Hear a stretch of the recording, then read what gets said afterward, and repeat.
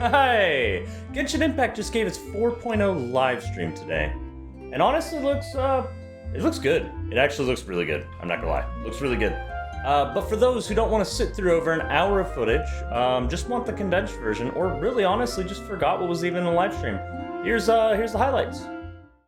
In your eyes, the value of a human life is nothing compared to those cold laws you hold so No! dear. What are you doing here? Stop it! He's everywhere.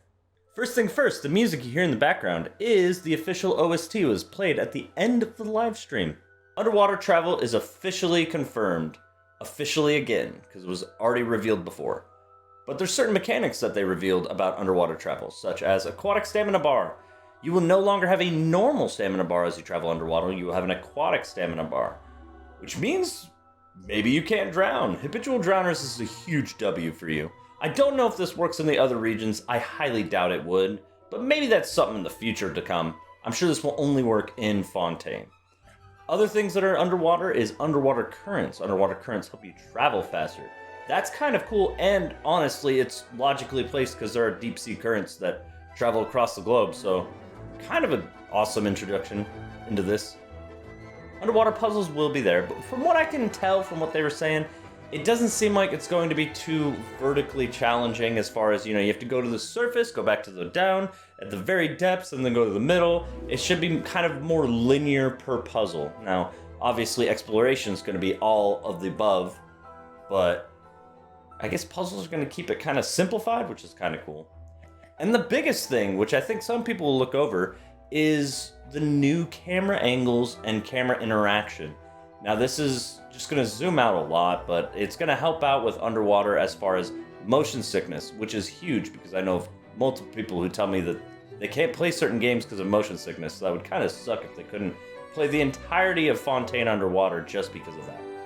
There's a new elemental reaction for puzzles.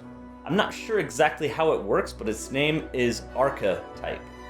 I don't think this will be a big reaction or anything, it'll just be a puzzle reaction. From what they were saying, there's not going to be any damage modifiers or anything of the sort as far as like a new reaction. It's just going to be simply an interaction in Fontaine.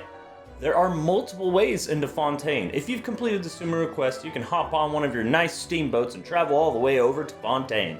If you haven't unlocked Sumeru and you've just started the game, which usually when a big patch comes out, new people will start the game, you can travel to a waypoint that is unlocked after you finish the Mondstadt main story quest. Huge W for new players. Laini is the newest Fontaine 5-star character. Laini is a 5-star Pyro Bow user that has a taunt at the end of their charge attack. I'm not sure how that's going to necessarily work, but it seems kind of cool. And then he turns into a cat in the hat as his ultimate and hopefully deals damage across the line and explodes at the end.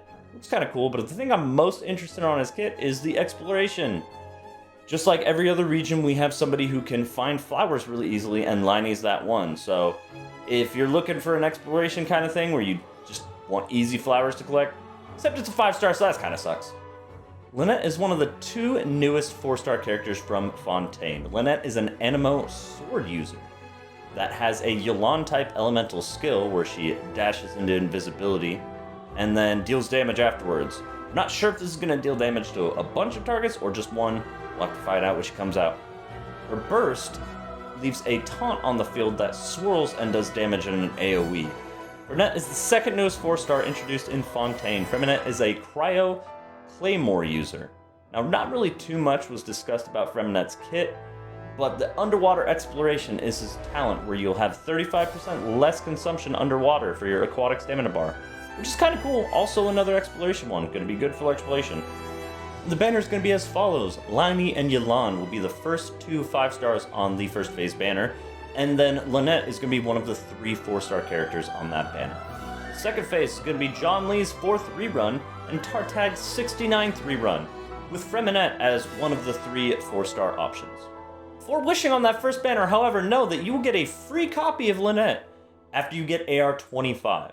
And that's going to be retroactive, so everybody should get a free copy of Lynette as long as they've reached past AR25, which is a huge W, because Anemo users are actually traditionally really good.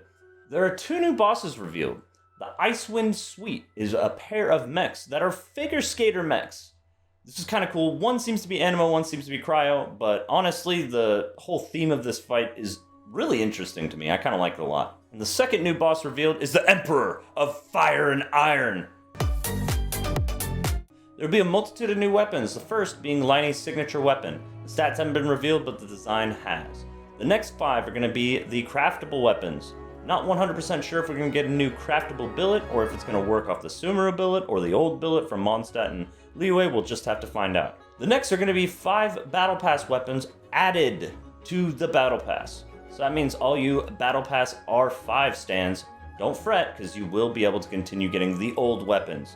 The new weapons will be added in for a total of 10 weapons to be chosen from off the Battle Pass. Here's all of the different events that are coming to us during our time in Fontaine. Now, note, they're not all going to come out at once. They'll probably be trickled in throughout the next update. System updates. There's 3 new system updates coming out into Genshin Impact. First one is going to be multi-layered maps, which is going to show you a multitude of different layers of exploration you're going to be. So if there's multiple different floors down below you, you will now be able to tell, which is huge, and it's going to be retroactive. So Sumeru, yeah, we need that. Now on to probably my favorite part of the entire live stream, and I'm not even kidding, is the party screen updates. Every single character, all of them, are going to have their own unique animation, which is awesome because this probably took a lot of effort to design little animations for every single character, and now we get all of them. As well as the party screen background has changed based on the location of where you are in the map. Now they didn't tell us how many there are and where we'll get new backgrounds, so we'll just have to explore that, which I think is kind of cool. Leave it up to us finding out. Genius Invocation Spectator Mode. Now we can actually spectate other people playing card games, which for the normal player is not going to be a huge thing. But for Genshin TCG tournaments, this is a huge W. Alright, that was the highlights of the 4.0 live stream introducing Fontaine. Let me know what your favorite part was, and yeah. There's no outro playing, so I'm just going to disappear. Bye! Ow! That hurt! Somebody help me!